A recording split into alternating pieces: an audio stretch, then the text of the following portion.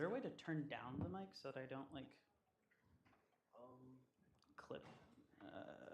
If there's not, it's fine. It's just very sensitive.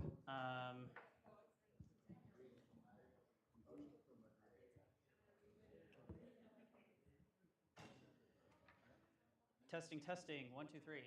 Yeah, that seems pretty good. Okay. Alrighty, awesome. And we're live? We're good? Okay. Make sure this is working.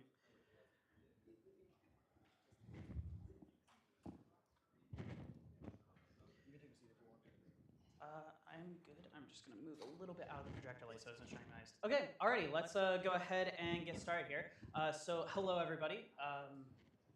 This is the LLMs workshop. I'm going to take a little bit of a different approach than what I would. I did actually an LLM workshop for ACM a while ago, but it focused a little bit more on like how they work under the hood and some different things like that. I think for a hackathon, maybe that's not as much the focus. You guys are trying to make something, and the focus is on kind of getting like this thing done in the next 24 hours. So I want to take like a very practical look at them and how you can integrate them into your apps, and also do it in such a way that I think will look very good for the judges and things like that. I'm actually going to be judging the hackathon, one of the people who's judging it. So I kind of have talked to a lot of the judges, have an idea of the kind of AI apps that they want to see, and I'll talk a little bit about that as well. And I'm also going to move this over here so I don't knock the whole mic off the counter. Yeah, it happened. It's very loud when that happens. But yeah, how to make AI apps at a hackathon. So just really quick, some high-level stuff. So probably everyone in this room has used something like ChatGPT before, right? Raise of hands who has used ChatGPT, Gemini, Claude, something like that. Yeah, pretty much everyone at this point, right? So when you're using those apps, it's a little bit different than the way that you use them when you're programming to use these applications. So a lot of the time when you're talking to Claude, it feels like you're talking to, or not Claude, but ChatGPT, whatever. It feels like you're talking to it, and it's like kind of maintaining state, and you're talking to something that is like, you know, having a conversation. But in actuality, LLMs don't actually function like this. They're very much input-output. There's no state to them. So everyone has seen something like this where you're just talking to a LLM. But what is actually happening under the hood is that every time you send a new message to the LLM, it is only generating the most recent message.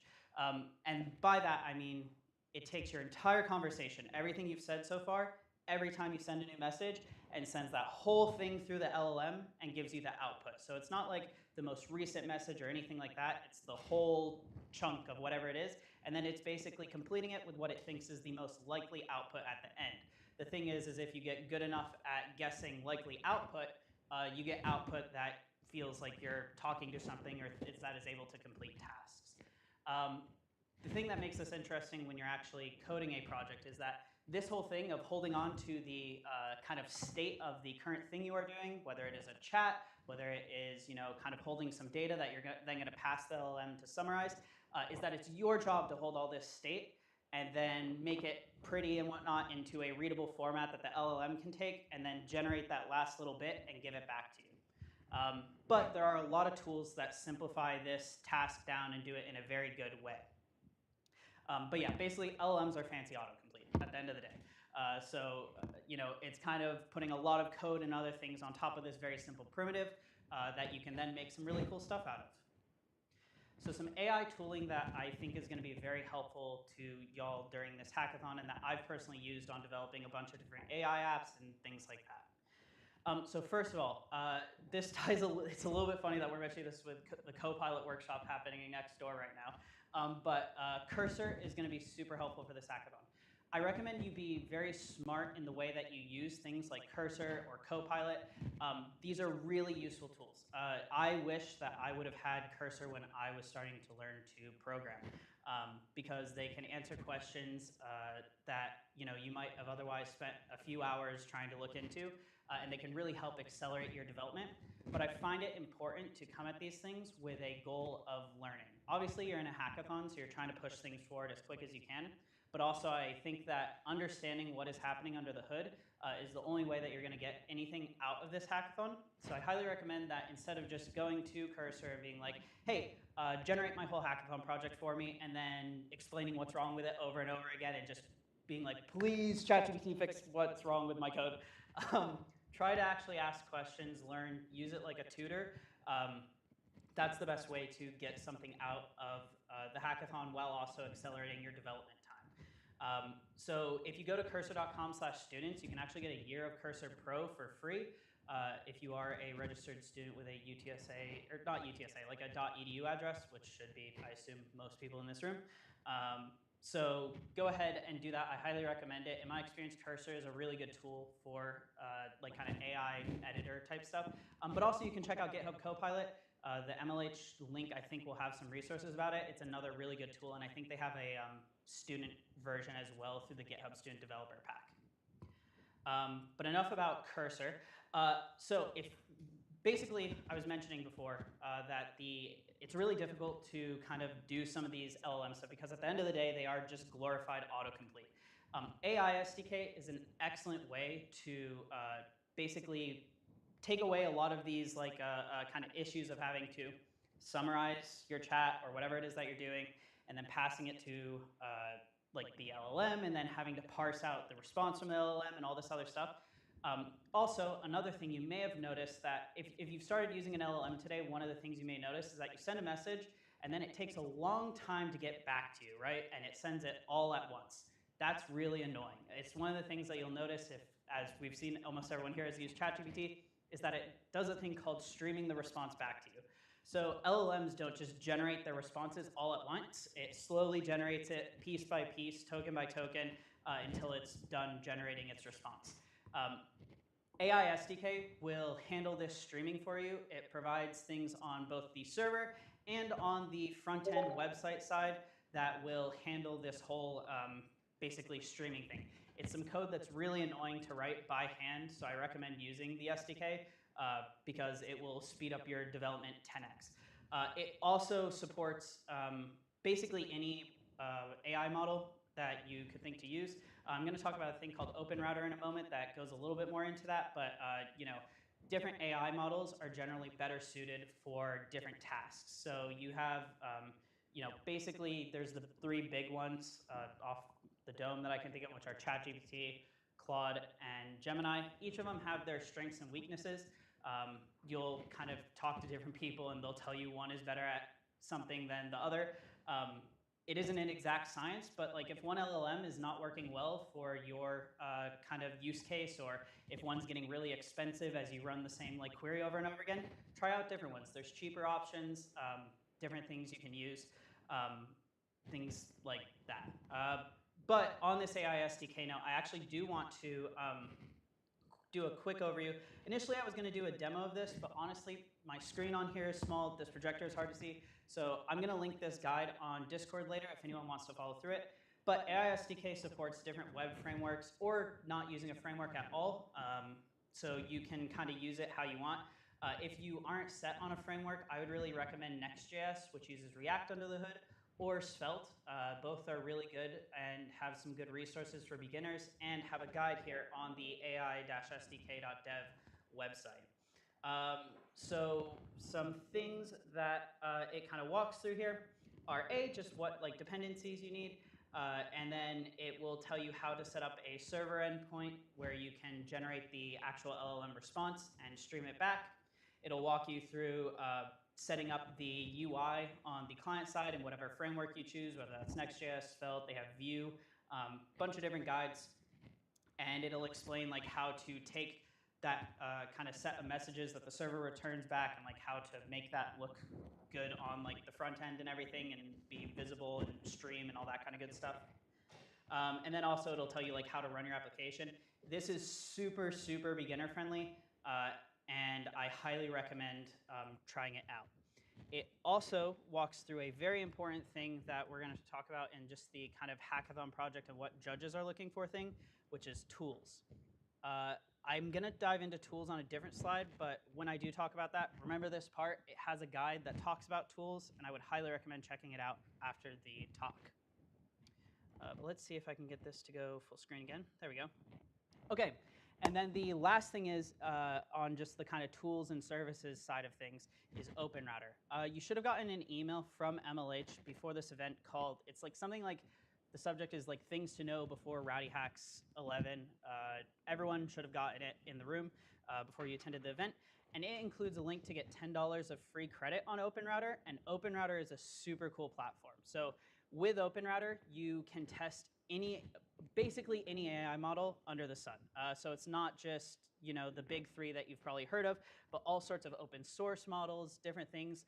Some of them are incredibly powerful and incredibly cheap. Like you could basically send it like 1 million message requests and you still wouldn't run through the $10. So definitely check that out. It's a really good way to kind of test out different models, and it makes it very easy to switch which model you're using. You don't need to install a new library when you change models.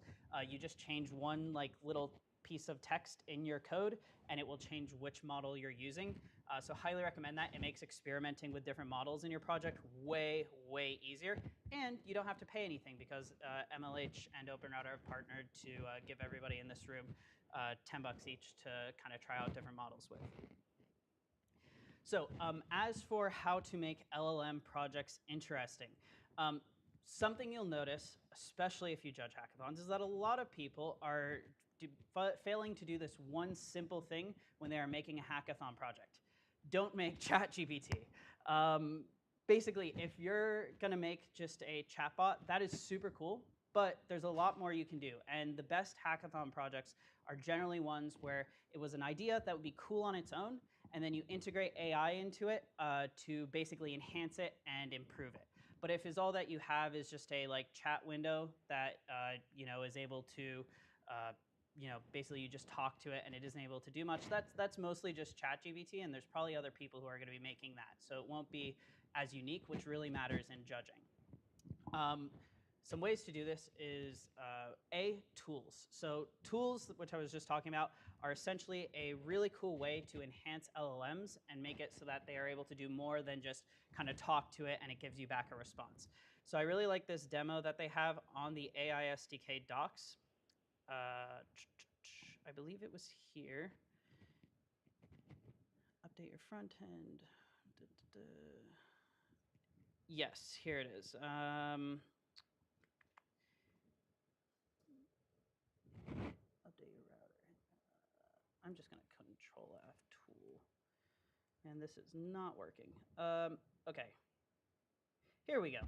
So as an example, so LLMs are kind of finite, right? They're input-output machines. They're not actually super complicated beyond kind of guessing what the next text is. So the way to enhance that is with tools.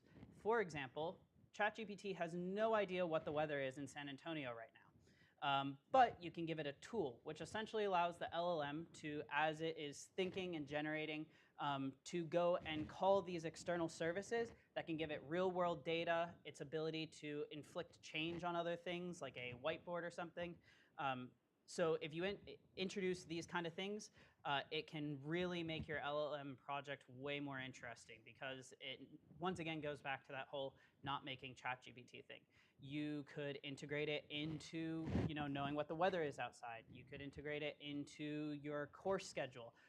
Canvas has an API. You could make it so that you have a kind of person who keeps you on top of your tasks and manages what schoolwork you should be working on and not letting you procrastinate. Things like that, it's super useful for. And also you can make it so that not just can it pull data in, but it can also interact with external services. So if you wanted to make it so that you had I don't know, if let's say, I think some people, I was talking to somebody has a robot that they brought with them that they are kind of building some cool stuff on top of. If you wanted to make it so that that robot was able to respond to certain things, or the LLM could control that robot, tools are the way that you do that. It's a super cool way to enhance your LLMs and make it so that your project really shines compared to what you might see with just something that's a basic ChatGPT wrapper that's only built on the finite knowledge that ChatGPT has within it. The other thing with creating projects that aren't ChatGPT is that you want to make sure that it is something that basically is something that would have been neat without a LLM necessarily integrated. Some things obviously have to have an LLM integrated into them. If you want to make something that, like a selfie tool that generates like selfies of you in different places on the planet. Obviously, like the LLM is in that piece, but it isn't solely around like having a chatbot. So see what ways you can extend it. And then the last thing is specifically the chat part of ChatGPT. Your LLM app does not need to be a chat. You can have things where you basically have like a small tidbit of the app that gets generated by an LLM. You don't have to have like a chat window. Think about how you can break out of that very common like way to interface with these LLMs is, and build something that's much more creative, much more kind of unique. That's what it really boils down to at the end of the day. And then the other thing that I would recommend, when you are judging for LLMs, note that the LLM is going to take time to generate whatever it is that you're doing, and make sure, I would recommend you have some of your talk prepared to say while the LLM is actually generating content. Something that happens a lot is that you have very limited judging time. I believe it's 5 minutes. Trey, is it 5 minutes?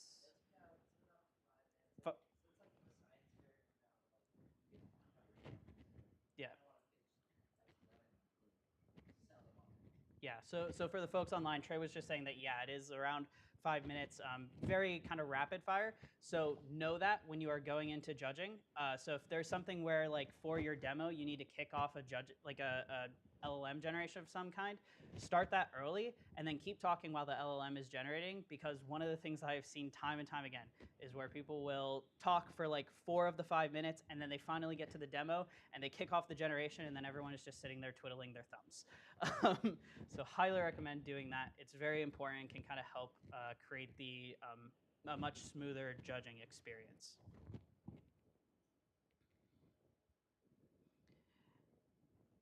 And yeah, that is the talk. So I would highly recommend everyone go and walk through those AI SDK guidelines. It is a kind of universal tool for interacting with LLMs. As I said, I would do like an actual demo on stage, and I was planning on doing that, but the screen sizing is making it so I can't actually see my editor.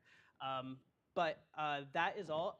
I would highly recommend, if you do have any questions, feel free to use online resources. There's a lot out there. Also, a lot of the folks downstairs at the mentor table are happy to help out, or you can create a ticket through the Discord bot thing that's up. I think that's working at this point.